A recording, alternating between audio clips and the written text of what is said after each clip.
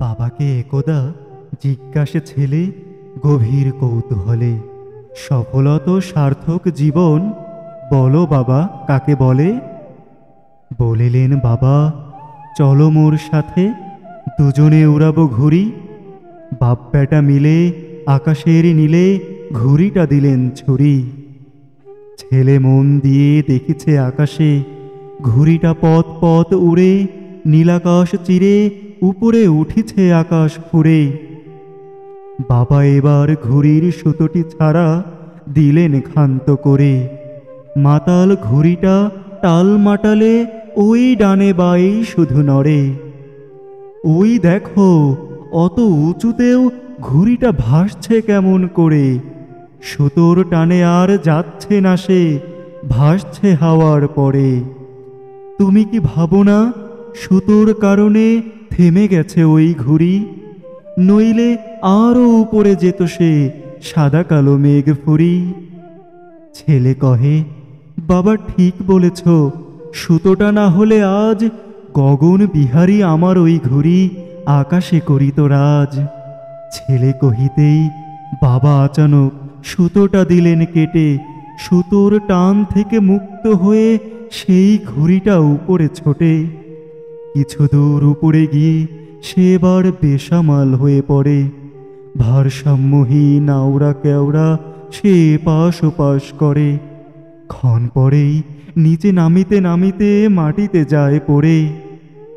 জীবন সাফল্যের গল্প এবার বাবাই শুরু করে।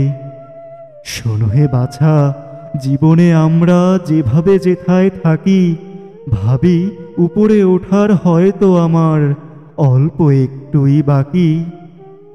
ঘুড়ির সুতোর মতো কিছু বাঁধন হেথায় যেন গো আছে, উপরে উঠিতে দেয় না সে মোদেরে, শুধুই টানে যে নিচে। যখন যা কিছু করিতে চাহি গো নিজের ইচ্ছে মতো, আপন জনেরাই বাধা হয়ে যায়, পারি না হতে উন্নত। আত্মীয় পরিবার সামাজিক বন্ধন বাধা ওই চলার পথে, কিভাবে বাঁচি গো মা বাপ ভাই বোন আত্মীয় বাঁধন হতে। শোনো হে বাছা ধন, ওই বন্ধনগুলোই ঘুড়ির সুতোর মতো, দৃঢ়তায় উঁচুতে টিকায় মোদেরে, ধসিয়া বিপদ যত। হৃদ্যতাপূর্ণ ওই বাঁধন মোদেরই জীবনে যদি না হতো, আমাদেরও যে পতন হতো রে বিনা সুতোর ঘুড়ির মতো। তুমি এই জীবনে যদি উচ্চাসনে সমাসীন হইতে চাহো, ওই হৃদবন্ধনগুলো আমৃত্যু তুমি সুদৃঢ় করিয়া লহ।